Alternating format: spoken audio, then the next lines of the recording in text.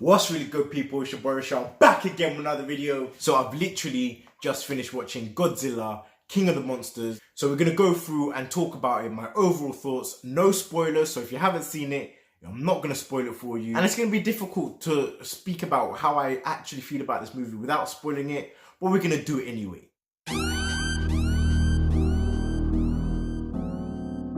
Godzilla, King of the Monsters is a sequel to the 2014 Godzilla movie, and it tells the continued story of Godzilla and how he has affected the world since his appearance.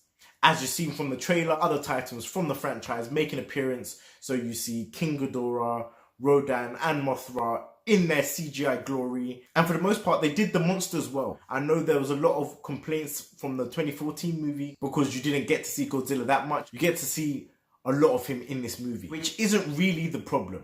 Let me start with what I liked about this movie. It looked amazing.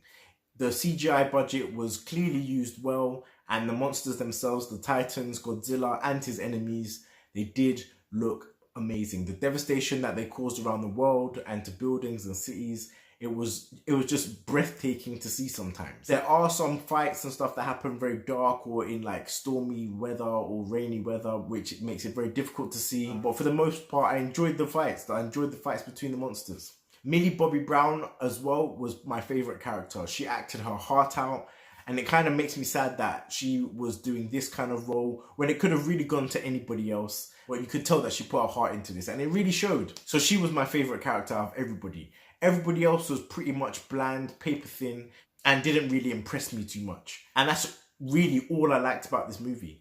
The human element, I've seen a lot of people complain about the human element of the movie and how it's very watered down. You don't really get any character development and stuff. And that is correct. The characters, the supporting characters and the main cast are completely forgettable and don't really prop this movie up in any shape, way or form. Plus the villain in this movie is terrible. The motivations are bordering on fanatical and you can't really relate to them because they don't really make sense. It was very surprising how many lines fell flat and how much of the humour just didn't really resonate with the audience. I heard maybe one chuckle during the entire movie. It was more of a nervous laugh. So they didn't really pull off the comedic angle of this movie at all. So if you were going into this movie expecting to see an amazing sequel to a movie that people didn't really like and they learn from their mistakes, you're going to leave the cinema very disappointed. But if you're going to this just to see monsters fight and not really think too much about it, you'll have fun with this movie, I think. It does feel a bit long as well. There's a lot of scenes that could have been cut out. This movie could have been maybe 20 minutes shorter. I did start dozing off at some parts. I didn't really miss too much, but the fact that I was dozing off in the cinema can tell you a lot. I don't know what to tell you guys. I really did want to enjoy this movie. I'm not a huge Godzilla fan, but I have enjoyed the movies in the past. I didn't have that much of a problem with the 2014 movie, but I could see why people didn't like it. I didn't really care that much. I feel like I wasted my time watching this movie, to be honest. And that's why I'm going to rate this movie a 6 out of 10. Very disappointing. The only things that I did really like were the visual effects and the acting by Millie Bobby Brown.